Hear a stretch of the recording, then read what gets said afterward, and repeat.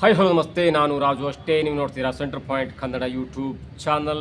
ಕೊನೆಗೂ ರದ್ದಾಗುವತ್ತ Bidadi township project, BJP entry, HDK ಅಭೂತಪೂರ್ವವಾದಂಥ ಗೆಲುವು. ವೈರಲ್ ಆಯಿತು ಕೈ ನಾಯಕನ ಆಡಿಯೋ. ಏನಿದು ಹೊಸ ಅಪ್ಡೇಟ್ ಇವೆಲ್ಲವನ್ನು ನೋಡೋದಕ್ಕಿಂತ ಮೊದಲು ಇಲ್ಲಿ ತನಕ ನಮ್ಮ ಚಾನಲ್ನ ಸಬ್ಸ್ಕ್ರೈಬ್ ಮಾಡಿಲ್ಲ ಅಂದರೆ ಈಗಲೇ ಸಬ್ಸ್ಕ್ರೈಬ್ ಮಾಡಿ, ಜೊತೆಗೆ ಕಾಮೆಂಟ್ಗಳ ಮುಖಾಂತರ ತಮ್ಮ ಅಭಿಪ್ರಾಯವನ್ನು ತಿಳಿಸಬಹುದು. ಎಸ್ ವೀಕ್ಷಕರೇ, ಒಂದಾನೊಂದು ಕಾಲದಲ್ಲಿ 2006 ಮತ್ತು 2007 ಟೈಮಲ್ಲಿ HD ಕುಮಾರಸ್ವಾಮಿಯವರು ಮೊಟ್ಟ ಮೊದಲ ಬಾರಿಗೆ ಯಡಿಯೂರಪ್ಪನವರ BJP ಜೊತೆ ಮೈತ್ರಿ ಸರ್ಕಾರವನ್ನು ಮಾಡಿಕೊಂಡಾಗ ಇದೇ ಕುಮಾರಸ್ವಾಮಿಯವರು ಬಿಡದಿಯ ಪ್ರಾಜೆಕ್ಟನ್ನು ಕೈಗೊಳ್ತಾರೆ. ಅಂದರೆ ಬಿಡದಿಯ ಏರಿಯಾದಲ್ಲಿ ಒಂದು ಟೌನ್ಶಿಪ್ಪನ್ನು ಮಾಡಬೇಕು, ಆ ಮುಖಾಂತರ ಇಂಡಸ್ಟ್ರಿ ನಮ್ಮ ಕರ್ನಾಟಕಕ್ಕೆ ಹೆಚ್ಚು ಬರಬೇಕು ಮತ್ತು ಈ ರಾಮನಗರ ಜಿಲ್ಲೆ ಮತ್ತು ಬಿಡದಿಯ ಅಕ್ಕಪಕ್ಕ ಗ್ರಾಮಗಳು ಉದ್ಧಾರ ಆಗಬೇಕು ಅನ್ನೋ ದೃಷ್ಟಿಯಲ್ಲಿ 9600 ಎಕರೆಯ ಜಾಗದಲ್ಲಿ ಟೌನ್ಶಿಪ್ ಪ್ರಾಜೆಕ್ಟನ್ನು ನಿರ್ಣಯವನ್ನು ಮಾಡ್ತಾರೆ. ಅದಾದ ನಂತರ ರೈತರ ಹೋರಾಟ, ರೈತರ ಪ್ರತಿಭಟನೆ ಎಲ್ಲದರಿಂದ ಹಿಂದೆ ಸರಿದಂಥ ಕುಮಾರಸ್ವಾಮಿಯವರು ಆ ಪ್ರಾಜೆಕ್ಟನ್ನು ಹೋಲ್ಡ್ನಲ್ಲಿಟ್ಟು ಸದ್ಯಕ್ಕೆ ಬೇಡ ಎನ್ನುವಂಥ ಒಂದು ನಿರ್ಣಯವನ್ನು ಕೈಗೊಳ್ತಾರೆ. ಅದಾದ ಸರಿಸುಮಾರು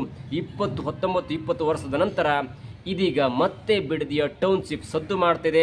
ಅದು ಮತ್ತೊಬ್ಬ ಒಕ್ಕಲಿಗ ನಾಯಕರಾದಂಥ DK ಶಿವಕುಮಾರ್ ಅವರ ನೇತೃತ್ವದಲ್ಲಿ 9600 ಎಕರೆಯಲ್ಲಿ 2000 ಎಕರೆ ಗೋಮಾಳ ಇದ್ದು ಸರಿಸುಮಾರು ಈಗಾಗಲೇ 8 ಕಂದಾಯ ಗ್ರಾಮಗಳ ಪೈಕಿ 3 ಕಂದಾಯ ಗ್ರಾಮಗಳ ರೈತರಿಗೆ ನೋಟಿಸ್ ಹೋಗಿದೆ. 516 ಎಕರೆಯಷ್ಟು ಭೂಮಿಯನ್ನು ವಶಪಡಿಸಿಕೊಳ್ಳಲಾಗಿದೆ. ಇನ್ನೇನು 8,000-8,500 ಎಕರೆ ವಶಪಡಿಸಿಕೊಳ್ಳಬೇಕು. ಎಲ್ಲವೂ ಮುಕ್ತಾಯದ ಹಂತದಲ್ಲಿರುವಾಗ ಪ್ರತಿಭಟನೆಯ ಮೇಲೆ ಪ್ರತಿಭಟನೆ.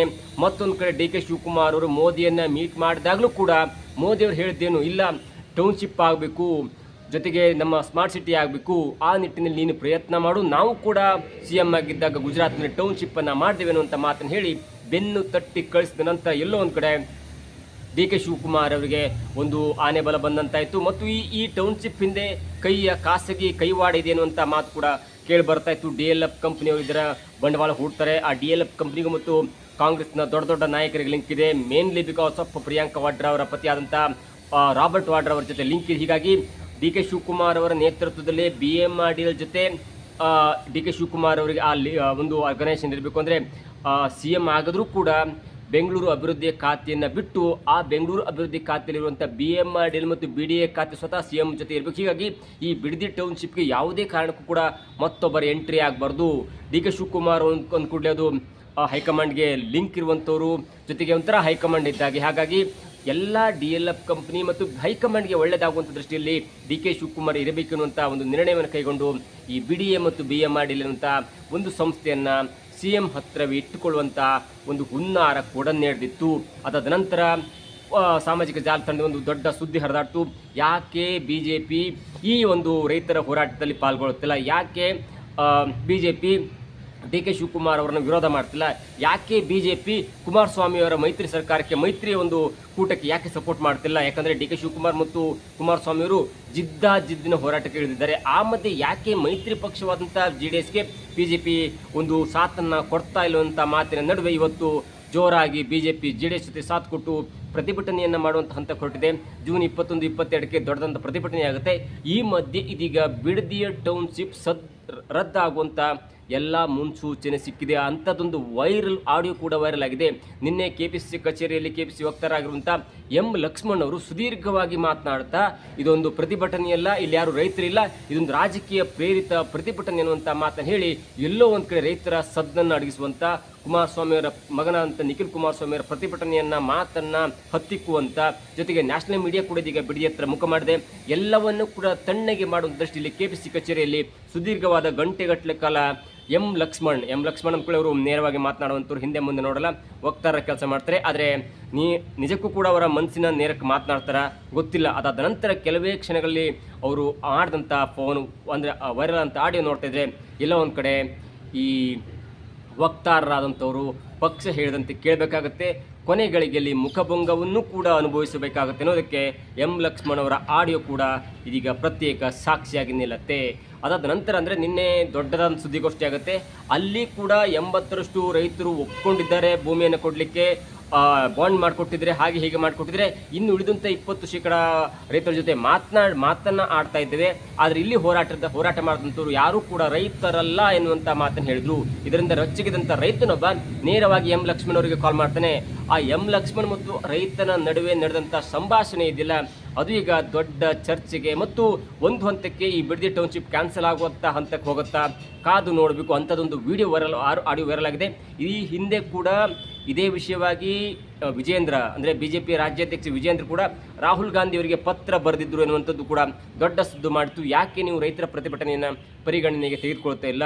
ಇಷ್ಟು ದೊಡ್ಡ ರೈತರ ಪ್ರತಿಭಟನೆ ಆದರೂ ಕೂಡ ಡಿ ಕೆ ಶಿವಕುಮಾರ್ ಯಾಕೆ ಇದರ ಬಗ್ಗೆ ಮಾತನಾಡ್ತಿಲ್ಲ ಮತ್ತು ಈ ಪ್ರಾಜೆಕ್ಟನ್ನು ಸಾಕಾರಗೊಳಿಸುವ ನಿಟ್ಟಿನಲ್ಲಿ ಈ ಭೂಮಿಯನ್ನು ಕಿತ್ಕೊಳ್ಳಿಕ್ಕೆ ಪ್ರಯತ್ನ ಮಾಡ್ತಿದ್ದಾರೆ, ಇದರ ಹಿನ್ನೆಲೆ ಏನು, ನೀವು ಯಾಕೆ ಮಾತಾಡ್ತಿಲ್ಲ ಅನ್ನುವಂಥ ಪತ್ರವನ್ನು ಕೂಡ ಬರೆದು ಇದರ ಮುಂದುವರೆದ ಭಾಗವಾಗಿ ಎಂ ಲಕ್ಷ್ಮಣ ಅವರ ಜೊತೆ ಮಾತಾಡಿದಂಥ ರೈತ ಕೂಡ ಅದೇ ಮಾತನ್ನು ಹೇಳ್ತಾ ಇದೀಗ ಆಡಿಯೋ ವೈರಲ್ ಆಗಿದೆ.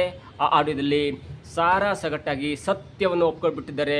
ಇದೇ ಎಂ ಲಕ್ಷ್ಮಣ್ ಅವರು ನಿನ್ನೆ ಪುಂಖಾನುಪುಂಖವಾಗಿ ಊದಿದಂಥ ಪಕ್ಷದ ಹೇಳಿಕೆಯನ್ನು ಓದಿದಂಥ ಪಕ್ಷದ ವಕ್ತಾರನಾಗಿ ವಿಜೃಂಭಿಸಿದಂಥ ಅದೇ ಎಂ ಲಕ್ಷ್ಮಣ್ ಆ ರೈತನ ಜೊತೆ ಮಾತನಾಡುವಾಗ ಈ ಪ್ರಾಜೆಕ್ಟ್ ಕ್ಯಾನ್ಸಲ್ ಆಗುತ್ತೆ. ರಾಹುಲ್ ಗಾಂಧಿಯವರು ಕೂಡ ಈ ವಿಷಯ ಹೋಗಿದೆ, ಇದರಲ್ಲಿ ಯಾವುದೇ ಒಂದು ಒಳ್ಳೆಯ ಕೆಲಸ ಇಲ್ಲ. ರೈತರ ಭೂಮಿಯನ್ನು ಕಿತ್ಕೊಂಡು ಯಾರು ತಾನೇ ಉದ್ಧಾರ ಆಗಬೇಕು, ಯಾರು ತಾನೇ ಯಾವ ದೇಶ ಉದ್ಧಾರ ಆಗುತ್ತೆ? ಹೀಗಾಗಿ ರೈತರ ಹೋರಾಟ ಆಗುತ್ತೆ.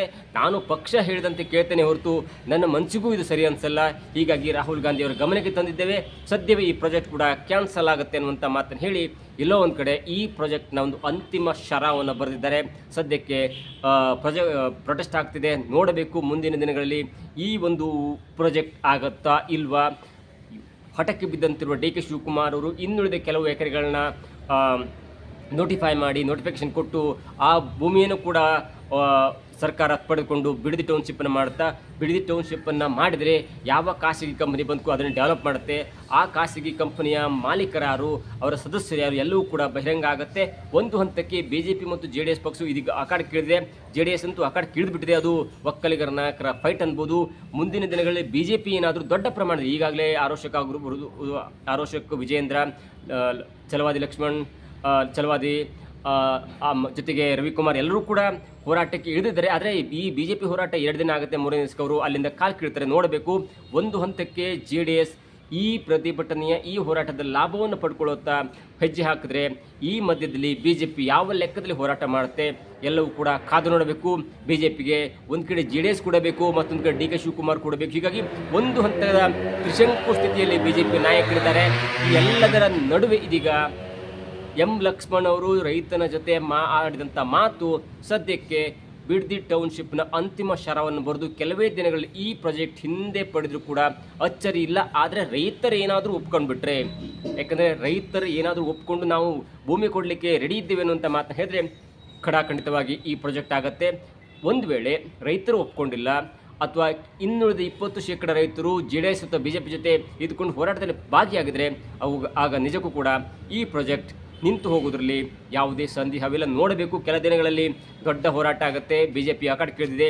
ಮೋದಿ ಡಿ ಕೆ ಶಿವಕುಮಾರ್ ಪರ ಇದ್ದಾರಾ ಅಥವಾ ಮೋದಿ ಹಾಗೆ ಹೇಳೋದ್ರಿಂದ JDS ನಾಯಕರಂತ ಕುಮಾರಸ್ವಾಮಿ ಅವರು ಸ್ವಲ್ಪ ಹಿನ್ನಡೆ ಆಗುತ್ತಾ ನೋಡಬೇಕು. ಆದರೆ ಸದ್ಯದ ಮಟ್ಟಿಗೆ ಎಂ ಲಕ್ಷ್ಮಣ್ ಅವರು ಆಡಿದಂಥ ಮಾತು ಇದೀಗ ಕಾಂಗ್ರೆಸ್ಗೆ ಮುಜುಗರ ತರುವುದಂತೂ ಸತ್ಯ.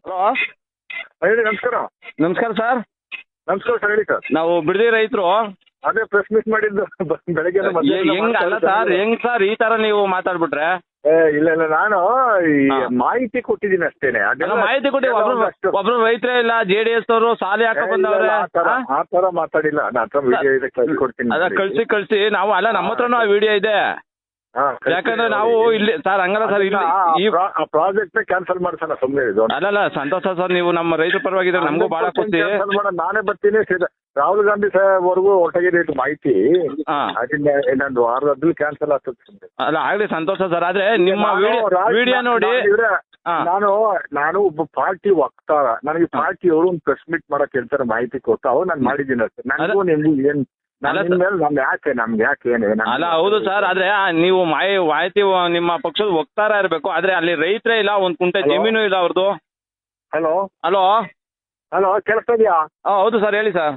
ಅದೇ ನಮ್ಗೆ ಯಾವ್ದು ನಿಮ್ ಮೇಲೆ ಯಾವ್ದು ಹೊಟ್ಟೆ ಊರಿ ಇನ್ನೊಂದು ಮತ್ತೊಂದು ಇಲ್ಲ ಸರ್. ನಮ್ಗೆ ಯಾವ್ದು ನಾನು ರೈತ ಕುಟುಂಬದಿಂದ ಬಂದವನೇ. ನಾನು ನೆಲಮಂಗಲದ ಹತ್ರ ಕುಲವನಹಳ್ಳಿ ಅಂತ. ಸಂತೋಷ ಸರ್. ಆದ್ರೆ ನಮ್ ರೈತರ ಬಗ್ಗೆ ನೀವು ಆ ತರ ಮಾತಾಡಿದಿರಲ್ಲ? ಇಲ್ಲ, ರೈತರ ಬಗ್ಗೆ ಯಾವತ್ತೂ ಮಾತಾಡಿಲ್ಲ ನಾನು. ಅಲ್ಲ, ಅಲ್ಲಿ ರಾಜಕೀಯ ಪ್ರೇರಿತ ಅಂತ ಮಾತಾಡಿಲ್ಲ. ಅಣ್ಣ ನೀವು ರಾಜಕೀಯ ಪ್ರೇರಿತ ಅನ್ಕೊಳ್ಬೇಕಾರೆ ಅಲ್ಲಿ ರೈತರೇ ಇಲ್ಲ, ಹೋರಾಟಕ್ಕೆ ರೈತರೇ ಬರಲ್ಲ. ಅಲ್ಲಲ್ಲ, ಒಟ್ಟು ಅವ್ರು ಏನ್ ನನಗೆ ಮಾಹಿತಿ ಕೊಟ್ಟಿದ್ರು BMRD ಅವರು, ಅದ್ರ ಪ್ರಕಾರ ಒಟ್ಟು ರೈತರು ಜಮೀನ್ ನಾವು ಕೊಡಲ್ಲ ಅನ್ನೋ ಒಂದು ಸಂಖ್ಯೆ ಹೇಳಿದೀನಿ ಅಷ್ಟೇ, ನಾವು ಇನ್ನೇನು ಹೇಳಿದ್ದು. ಅಲ್ಲ ವಿಡಿಯೋ ನೋಡಿ ಒಂದ್ಸಾರಿ ನೀವು. ನಾನೀಗ ನಿಮ್ಗೆ ಕಳಿಸ್ತೀನಿ ನೋಡಿ, ಟಿವಿ ಬಂದಿರೋ ವಿಡಿಯೋ. ಸರಿ ಸರ್, ಕಳಿಸಿ ಸರ್. ನೋಡಿ ಇನ್ಮೇಲೆ ನಮ್ದೇನಿಲ್ಲ ಸರ್, ನಮ್ಗೇನು ಅಲ್ಲ ಸರ್, ಅಲ್ಲ ನಿಮ್ನೆಲ್ಲ ಇವಾಗ ಹೇಳಿದ್ರಿ ನಾವು ರೈತರ ಪರವಾಗಿ ನಿಂತ್ಕೋತೀವಿ ಅಂದ್ರೆ ಸಂತೋಷ. ನಾವು 100% ನಿಂತ್ಕೊತೀವಿ, ಅದನ್ನ ಕ್ಯಾನ್ಸಲ್ ಮಾಡಿಸ್ತೀವಿ. ಸರಿ, ಸಂತೋಷ ಸರ್. ಹೋರಾಟ ಮಾಡೋಣ. ರೈತರಿಗೆ ಅನ್ಯಾಯ ಮಾಡಿ ಯಾರು ಸರ್ ಹಂಗಲ್ಲ ಸರ್, ಇಲ್ಲಿ ಅಲ್ಲ ಸರ್, ಯಾರು ಉದ್ಧಾರ ಆಗಲ್ಲ. ಹೌದು ಸರ್, ಅಲ್ಲ ಸರ್, ನಿಮ್ಮ ಅನ್ನ ಕಿತ್ಕೊಂಡು ಅವನ ಉದ್ಧಾರ ಆಗ್ತಾನೇನ್ರಿ? ಅಲ್ಲ ಸರ್ ನನ್ನ ಮಾತೊಂದು 2 ಮಾತು ಕೇಳಿ ಸರ್. ಕೇಳಿ ಸರ್. ನೀವು ನಮ್ಮ ಭಾಗಕ್ಕೆ ಬನ್ನಿ, ಸ್ವಾಗತ ಮಾಡ್ತೀವಿ. ಹೇಳಿ ಸರ್. ಇಲ್ಲಿನ ಪರಿಸ್ಥಿತಿ, ರೈತರ ಪರಿಸ್ಥಿತಿನ ಒಂದ್ಸರಿ ನೋಡಿ ನೀವು. ಅಲ್ಲ ನಾನು ಬರ್ತೀನಿ ಸರ್, ನಮ್ಮ ಮಂಜುನಾಥ್ ಅವರು ನನಗೆ ಫೋನ್ ಮಾಡಿದ್ರು, ಬರ್ತೀನಿ. ಬನ್ನಿ ಇಲ್ಲಿ ನಿಮ್ಮನ್ನೆಲ್ಲ ಭೇಟಿ ಮಾಡ್ತೀವಿ ಸರ್. ಖಂಡಿತ ಸರ್, ಖಂಡಿತ ನಿಂತ್ಕೊತೀವಿ. ನಾನು ಕಾಂಗ್ರೆಸ್ ಪಕ್ಷದನಾದ್ರೂ ನಾವೆಲ್ಲ ರೈತ ಕುಟುಂಬದಿಂದ ಬಂದಿರೋರು. ಕಾಂಗ್ರೆಸ್ ಪಕ್ಷ ತತ್ವ ಸಿದ್ಧಾಂತ ರೈತರ ವಿರುದ್ಧ ಇರಬೇಕು ಅಂತ ಅಲ್ಲ, ರೈತರ ಪರವಾಗಿ ಇರಬೇಕು ಅಂತ. ಹೌದು ಸರ್, ನಮ್ಗೆ ಯಾವುದೇ ಪಕ್ಷ ಆಗ್ಲಿ ನಮ್ಗೆ ಪಕ್ಷದ ಪರ ಇಲ್ಲ. ಇದಾಗಿದ್ರೆ ಸರಿ ಮಾಡ್ಕೊಳ್ಳುವಂತ ಕೆಲಸವನ್ನ ಮಾಡೋಣ ಸರ್, ಡೆಫಿನೆಟ್ಲಿ.